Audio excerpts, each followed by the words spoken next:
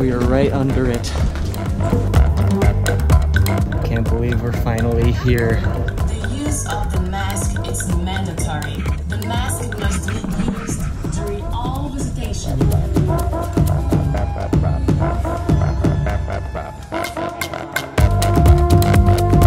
Good morning from Rio de Janeiro. Today we're gonna see one of the most famous things in Rio or even in all of Brazil. So we're excited about that, but first we're gonna get some breakfast. Alright, now we're gonna go to a breakfast place and we're gonna try to get some acai bowls because we're becoming obsessed with them. That's pretty much. No, we're not becoming, we already are. If you've ever wondered what Rio de Janeiro looks like in Copacabana, if you're 1 block from the beach, that's what this looks like. So right when you leave the beach, it's pretty much a city. And that's part of what makes the Rio landscape so interesting, is that the city comes right up to the beach and the mountains come right up to the city. And so you have this crazy landscape with everything.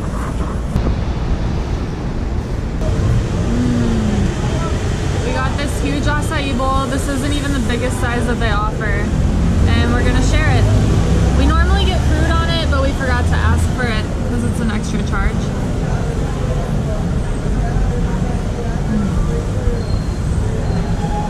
This is the perfect way to start any day. I'm convinced. Even better than coffee. So we just got our coffees. I decided that I didn't need a large coffee, so I would just get a small. But look at the size of that. Hers and his. This one actually isn't that big. It's like, it's already kind of a small coffee. That's like bite size. You can't even tell really on the video. This is, yeah, like a normal sized coffee. And this is like, yeah, tiny. It's like 2 sips. Like a shot glass. I expected it to be just like, you know, a little bit smaller than that, but it's like a quarter of the size. This was $1, $2, $4. And we have more food coming. So we're sitting on the outdoor patio, which is fun because you get to see the locals walking by and do some people watching. We can still have some eggs and bacon here for breakfast. Lindsay got a sandwich of some sort. Look at that cheese. Ham, tomato, cheese, and egg. And then we got some potatoes. So we just finished our meal, awesome meal, and we're actually going to start doing the totals of our days at the end of the video. So if you want to see how much traveling costs, how much it costs for us, we're going to do the totals at the end. We're going to try to do that in every single video so that you guys know how much travel costs. So I'm sure you guys saw from the intro to this video that we're going to Christ the Redeemer, the most famous statue in South America. And one of the wonders of the world, one of the 7 wonders. We didn't get to see Machu Picchu when we were in Peru, so we can knock another one off the list today. Okay, so we're getting an Uber to go there, and he just sent us a message because we couldn't find him, and he said, "Bom dia." And we know what that means because we're learning Portuguese a little bit. What does it mean for all the people who might not know? It means hello. Like, how are you? Good day. Good morning. Yeah. Good day. Something like that. All right, let's get in.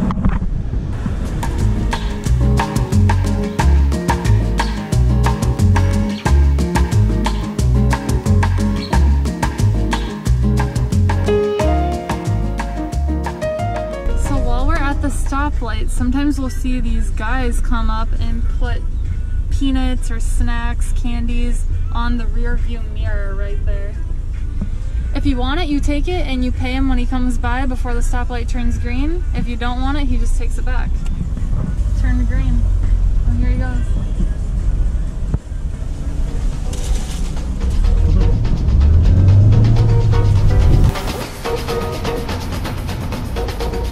So we just arrived at the base. You have to take a tram to go up there, or you can go by bus or walk.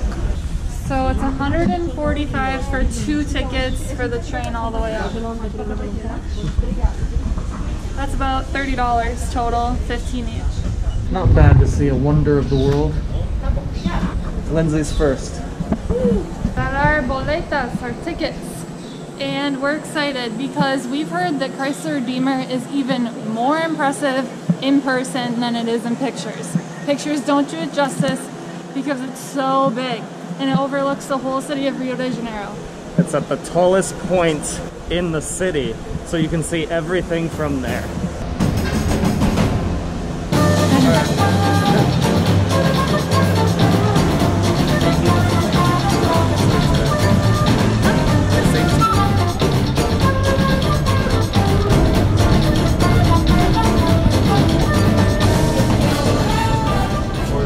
So if you get in the front, which might be difficult during regular times, it was easy for us, you get a view like this, so you can watch it going up. So there are 3 different ways you can get up to Cristo Redeemer. You can take this train like we are, which we heard is the best way to do it. You can walk up, which would just take more time, but it'd be cheaper. But we've heard that there's some pickpocketers and some crime to watch out for. Or you can take a bus. So we recommend at this time not hiking up there because there have been muggings of tourists, and we're hoping that that changes. Maybe they'll bring some police presence there or something, but as far as what we've heard now in 2020, they haven't done much about it, so it's probably not the way to go. Plus, you get some awesome views and it's a unique way to get up there.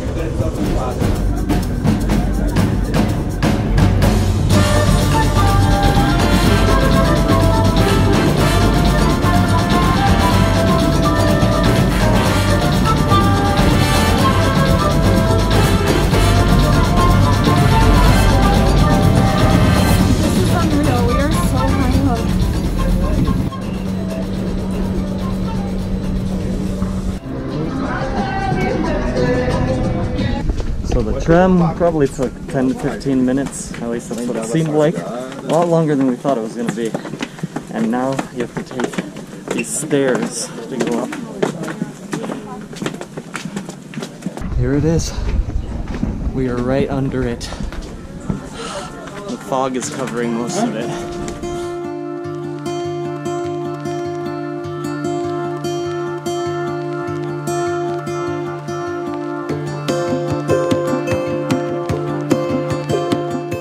Just made it to the top. Therefore, preserving the health of visitors is our priority. To prevent the transmission of the coronavirus, please be aware of these rules that you must follow in accordance with international standards of social distancing. You feel like you're just hanging in the middle of the clouds because all around us is just clouds. Of people with the use of the mask is mandatory. The mask must be used during all visitation and cannot be removed at any time. All the people have their masks off as they're saying you have to have them on. 70% is available for hand. You can barely see Rio through there. Also, it is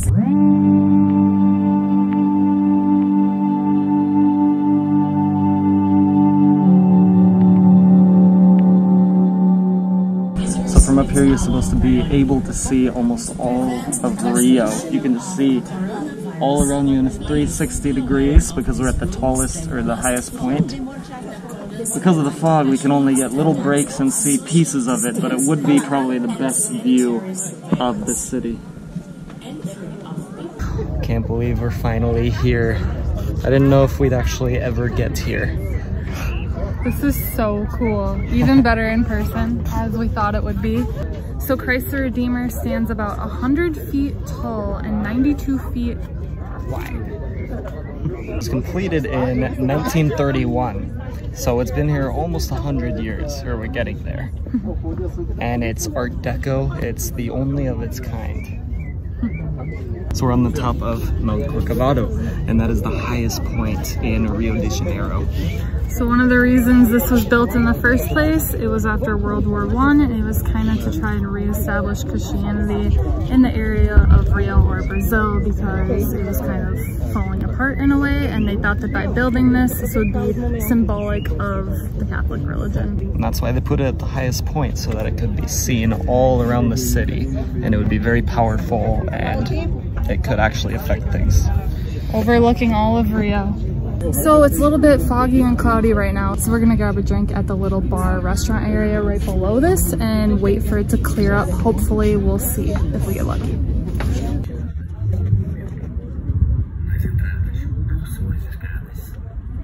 Para a higienização das mãos, também estão nos mesmos locais.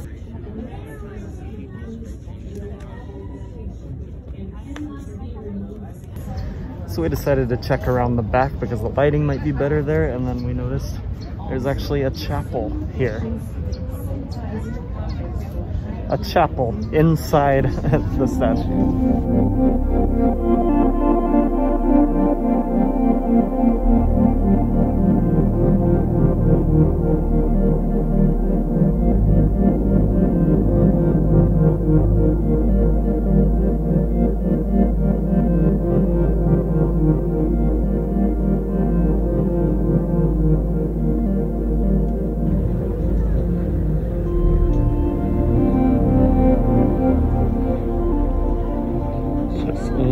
Jungle down there.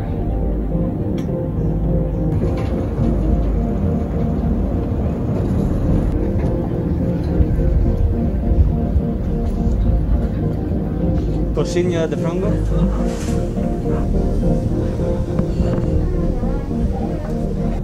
Look at this, our lunch with a view.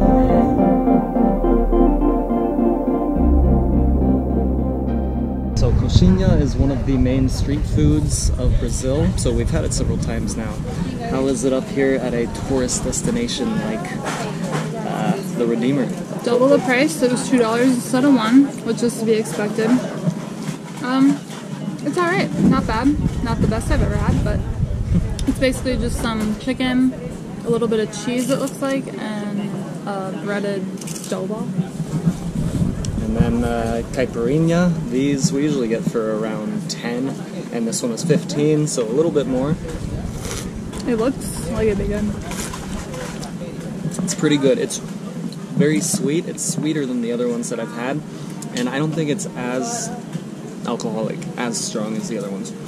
So you pay a little more, get less alcohol. So it's not the best, but at least they're not really double, triple, quadruple the price up here. It's just a little bit more expensive. So usually these are too strong for us anyway, so I actually prefer this. Yeah. But unless you want to come up here and just chill out and be up here for a couple hours, then I would say maybe eat before you come up here if you want to save some money. But pretty good anyway. I just realized this is cream cheese. Oh. Look at. We've never had that before. Oh, that's probably good. I like that. We changed our mind. Eat up here. Okay, we're done with Christ the Redeemer. That was pretty cool. It is huge in person, just as good as you would think it would be. So we waited to see if the clouds would clear, and they didn't. So after waiting for an hour, we figured we'd head out, and it was good enough how it was. We had a few openings there where we really saw it, but besides that, it's just like this. And you can kind of see it, but it's mostly just cloudy. You can imagine how epic the views would be, though, on a clear day where you get 360 views of all of Rio de Janeiro. Now we're going to go to a park called Lage, something like that. We're still not the best with our Portuguese. We don't know if we're saying it right. Lage Parque. Lage, we don't know, but it looks like a cool place. We don't know much about it, but we'll tell you about it when we find out, when we get there. But we're on our way now. Let's take the tram back.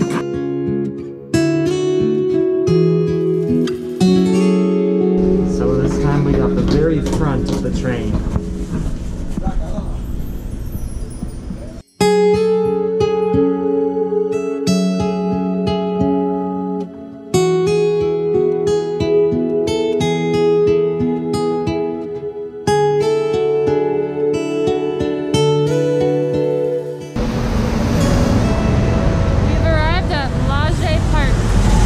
So this park is at the foothills of Corcovado, and Corcovado is the mountain that we were just on previously. That's where Cristo Redeemer is. Well, that's cool, we're at the bottom of it right now, and you saw on that tram we were going through all this jungle. This is the bottom before all of that. We're in the middle of the forest right now. Corcovado. So these are little different parks than we're used to. We really like them. In the middle of the forest, lots of greenery, not many people here. It's peaceful. This is a gorgeous part right here. Not many people right now, probably due to COVID. We have a little courtyard here, some stairs leading up to this Colonial building. It's like an escape from the big city when you're in this place.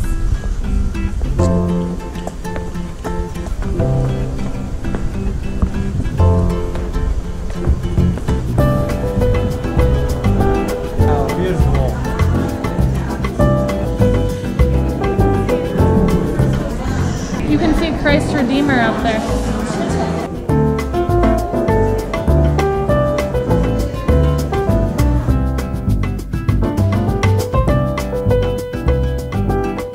We didn't know this, but apparently you can sit and grab a drink and enjoy this beautiful building. Pretty busy in here actually. Let's see if it's expensive, probably.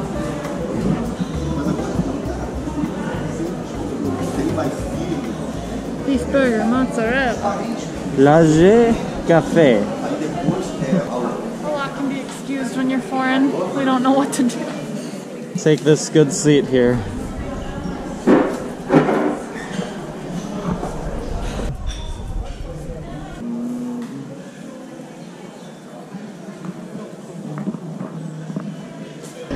I was a little hungry, so I ordered a snack. This is brioche French toast. Comes with whipped cream, fruit, honey, and then the brioche bread.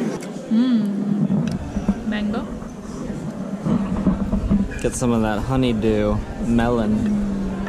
One of my favorites.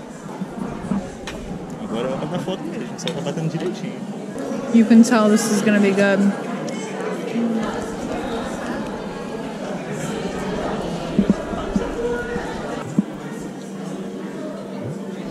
Worth it. With a view.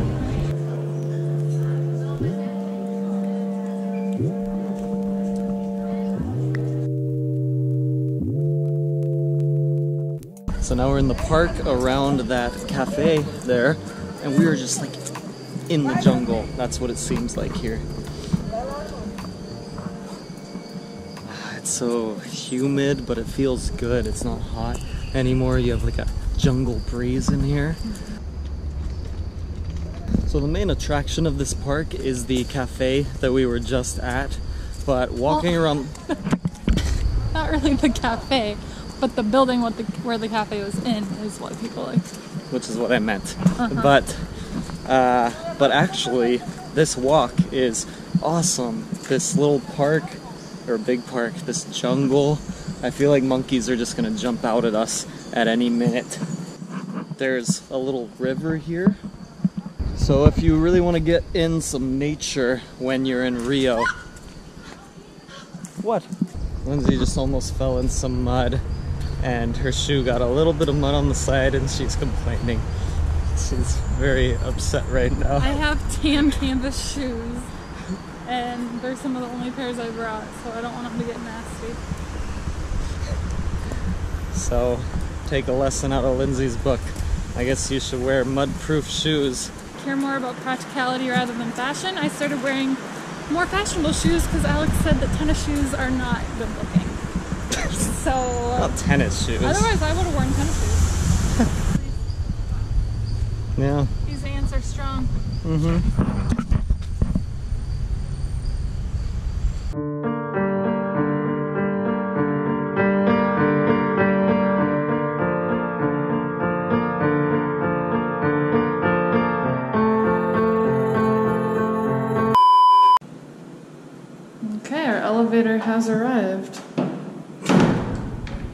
Okay, our elevator has arrived. So if you really want to get in some nature when you're in Rio,